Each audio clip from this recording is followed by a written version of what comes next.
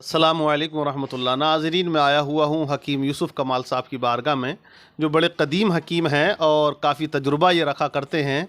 मेरे बड़े अज़ीज़ दोस्त हैं और एक अच्छे शायर भी हैं।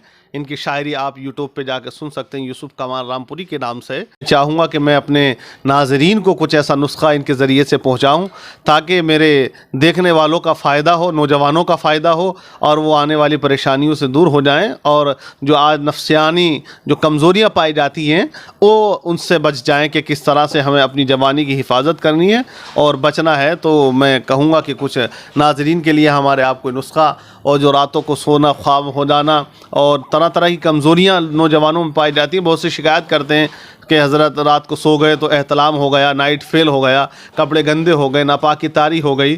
तो उन सब चीज़ों से बचने के लिए हमें क्या करना चाहिए? अमूमन बहुत ज़्यादा ये नौजवानों के अंदर पाई जाती है, क्योंकि फ़िल्मों का दौर है, इंटरनेट पर लोग ख्वाहिशात देखा करते हैं, उसकी बुनियाद पर ये उनकी कमज़ोरी, मर्दाना ताकतें कमज़ोर होती चली जा रही हैं। तो उसके बारे में आप ज़रा कुछ बताएँ हमारे नाज़रीन को। जी, अस्सलामु अलैकुम वरहमतुल्लाहि वबरकातुहू। वालेकुम अस्सलाम वरहमतुल्लाह। देखिए, मैं आमतौर पर जी जो बात आप तक पहुंचाना चाहता हूं वो बात यह है कि आमतौर पर मरीज के गंदे ख़यालात की वजह से सोने की हालत में जो मनी निकल जाती है जी उसको एहतलाम कहते हैं जी जी या सफंदोस कहते हैं। जी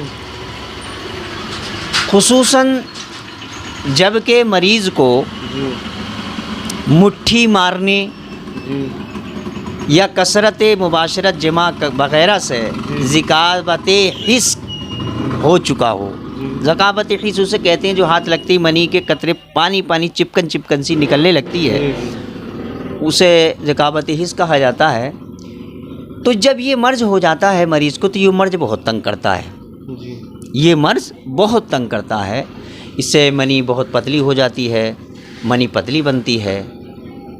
तो अगर तंदुरुस्त नौजवान आदमी को महीने में 1-2 बार अगर एहतलाम हो जाए तो ये बीमारी नहीं है। अच्छा अच्छा जी, ये बीमारी नहीं है।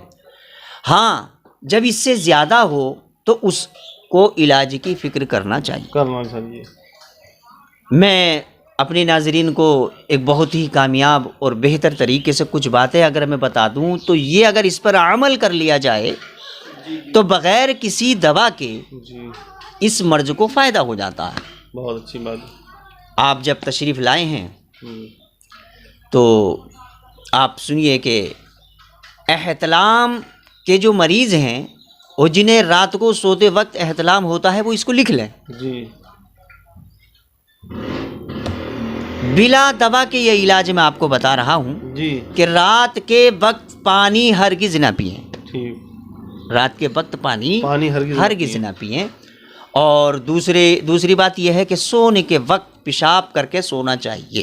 जी ठीक अगर पेशाब लग रहा हो तो फ़ौरन उठ जाना चाहिए। ठीक। ये नहीं कि साहब सुबह को कर लेंगे, बर्दाश्त कर रहे हैं, रोके रहना। हाँ, इससे कई चीज़ों का नुकसान होता है। रजाई की गर्माई से निकलना जी मुश्किल पड़ जाता है। हाँ, तो मैं ये कहना चाहूँगा कि आप जो है इसको सोते वक्त पेशाब करके, हाँ, जैसे सोने के वक्त पेशाब करके सोना चाहिए। और अगर पेशाब लग रहा हो तो उठ जाना चाहिए।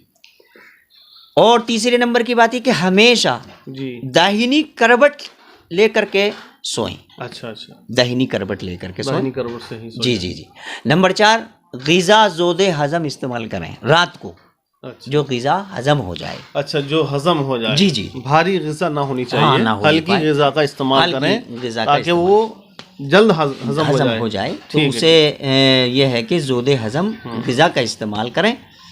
और आजकल जो ज़्यादा आम तौर से ये शिकायतें पाई जा रही हैं, नामर्दी वगैरह और रुकावट में कमी, ज़कावत हिस और ये एहतलाम की जो शिकायतें हो रही हैं, हमारे जो नौजवान तबका है वो बुढ़ापे से पहले ही बुढ़ापा नज़र आ रहा है उसे, गाल पिचके हुए हैं, चेहरे पे नूरानियत नहीं है। तो उसकी ख़ास वजह क्या है? गंदे ख़यालात से दिल को पाक साफ कर लें और इश्क या किस्से कहानियाँ, अच्छा, नाविल और गंदी फिल्में देखने से हमेशा के लिए तौबा करें। तो ये एहतलाम की शिकायत नहीं होगी। और ये गंदे ख्यालात से बिल्कुल पाक साफ होकर के रात को सोया करें, सुबह ईशा की नमाज़ पढ़ें, सुबह को फजर की बेहतर नमाज़ है, पढ़ें। ये बेहतर है। ये हमारा साहब कहना है कि इन चीज़ों पे अगर अमल करेंगे तो बगैर किसी दवा के एहतिलाम की शिकायत दूर हो जाए।